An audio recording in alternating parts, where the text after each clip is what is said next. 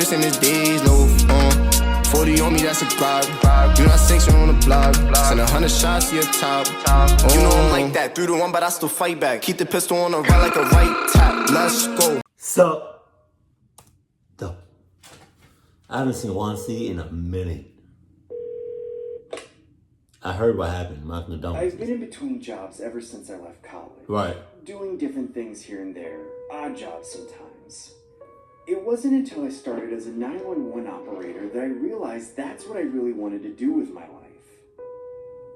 But it'd only been about 4 months when I received one of the most chilling, unexplainable, and spine-tingling phone calls in my life. The night it happened was a particularly grueling shift. I'd spent the last 10 hours dispatching police for the various houses. I was about 2 hours from finishing when I received a call from a little girl named Samantha. The following is a transcript of that call. 911 operator, what's your emergency? Hello? Mommy's fallen over. What's your name, honey? Samantha. Okay, Samantha, can you tell me where you live? I don't know the address. Can you find me? Yes, Samantha, I can trace the call. Can you tell me what happened? Mommy's been acting all weird the past few days. Not sleeping at nights. Going around scratching at the walls. I'm too scared to come out of my room. I was in bed and I started hearing this weird moaning sound. Mommy sounded like a zombie. And that's when I heard... Oh, yeah? That's tough. That's hella tough. Hey, to each his own. Click. What's Mommy doing right now, Samantha? Mommy's on the floor right now. She won't get up. Is she breathing? I don't know. I can't see her chest moving. I'm scared. It's okay, honey. Help is on the way. I'll need you to stay on the line until they arrive. Can you do that? Hey, that's caught up, though. Why you want to send some of your peoples, your good, wholesome, Adidas-worthy peoples to go save that boy? The boy is already caught, and he knows it. Let him deal with this, please. He's too far in the club zone. He's not gonna make it out alive. If he does,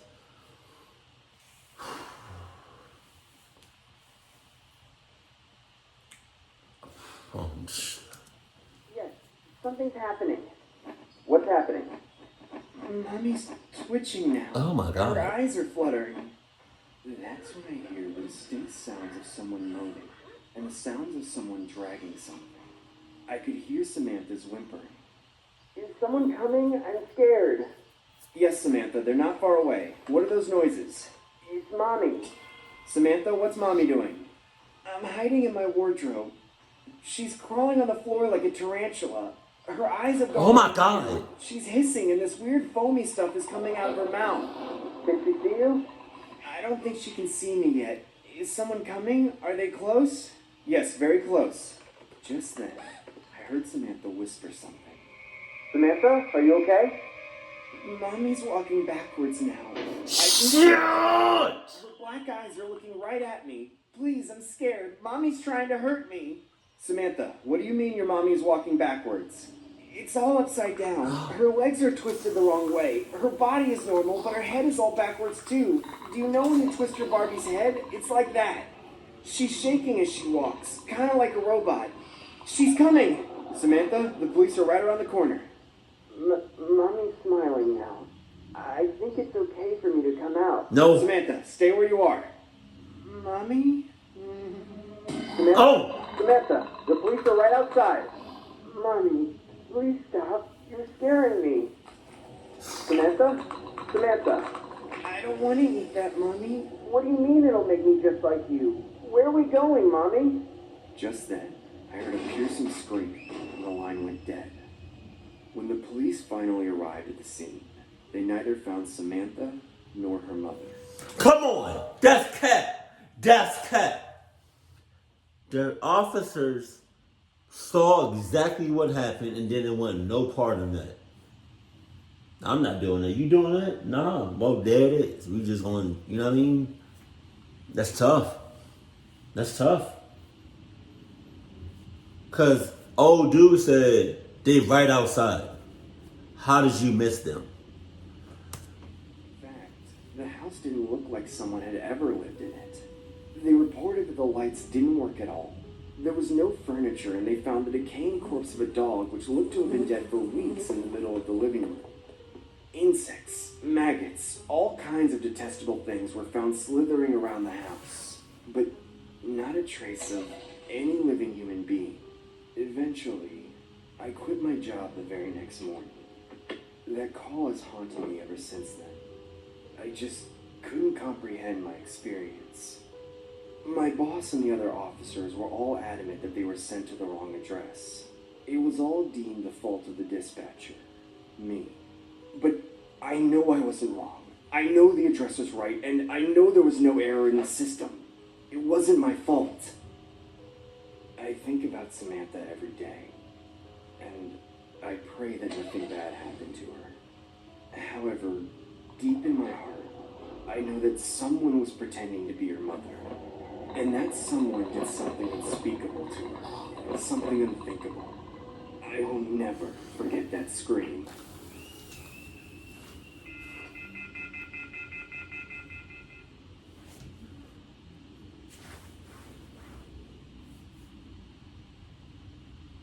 Right. This is a disturbing story that happened to me about 4 years ago. It was around December. The snowstorms were starting to come in, and it was becoming very cold. Me and my wife were trying to get everything we could before winter started, mainly food and supplies. The problem is that we didn't have a car. We couldn't afford it. I worked a low-wage job and was making enough to barely pay rent on our shitty old apartment.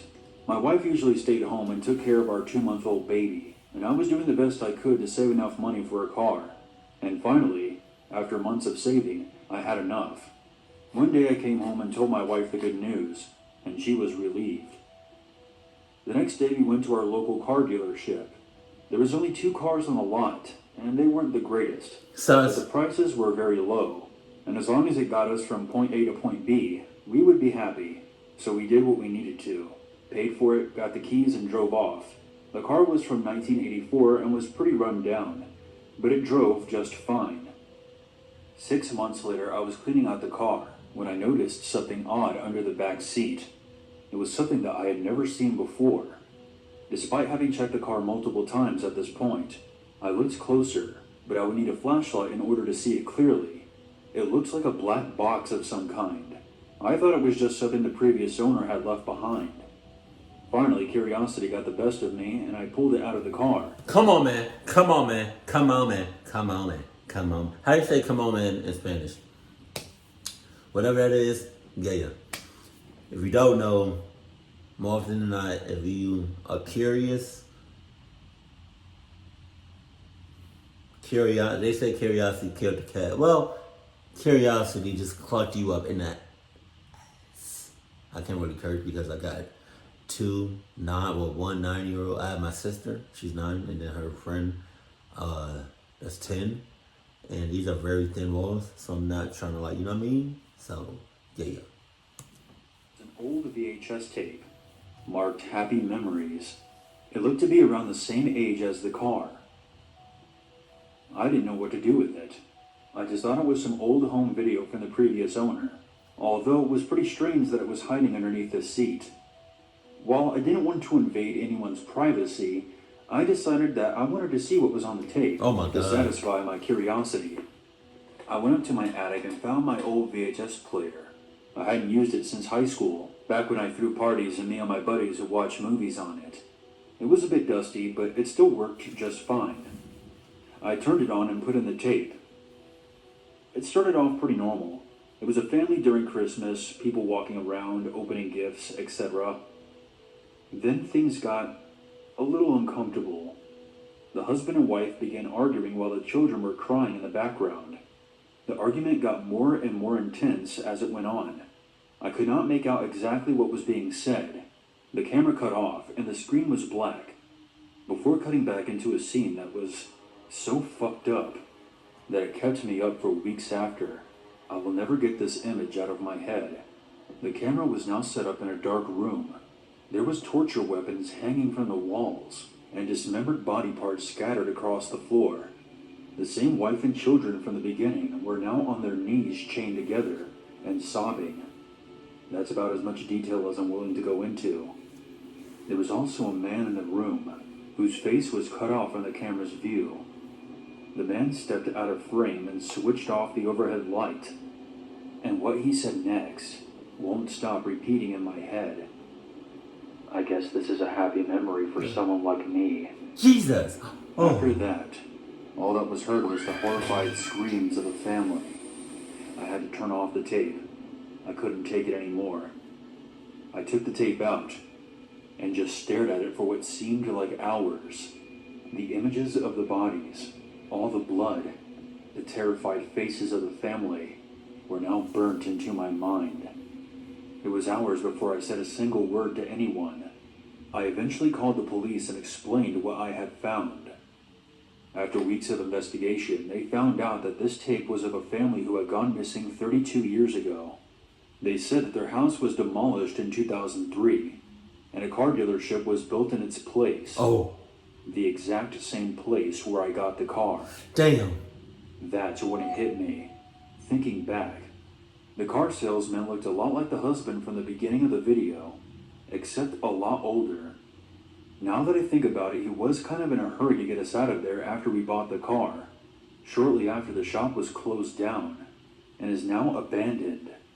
A lot of my friends went there over the years and said it was a really good place for a cheap car. I would pass it every day driving to work. I'm assuming the police followed up on all of this during their investigation, but I never heard of any arrests being made or further updates on the case. As far as I know, that man is still out there. God damn. He out there. Healthy and all. Jesus Christ.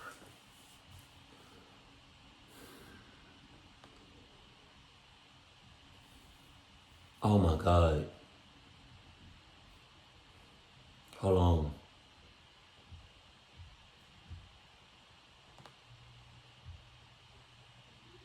Yo, the first story, yo, he just scarred for life. Like, oh my God, I feel so bad for him.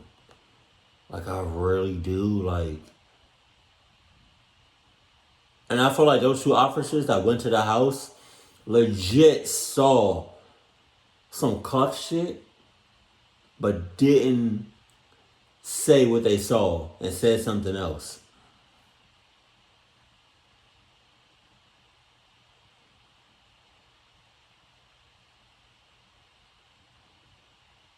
And as a you know what I mean? As a first responder, as an officer or a chief or whatever you may have, like whatever you call them, the ones that's right above an officer, if they tell you something, wouldn't you more than likely agree with them? I mean, they're officers. What do they got to lie for? Never mind. Officers have lied before.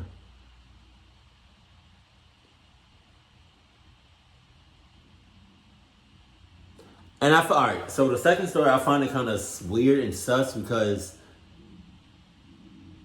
it's a car dealership.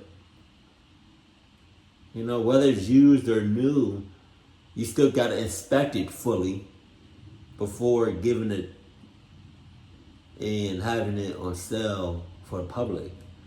So the fact that there was a black box underneath the back seat, now that I think about it, that was hella sus. And he was mad in cahoots. Keep it cool, keep it classy, and I love you. Stay happy. My family.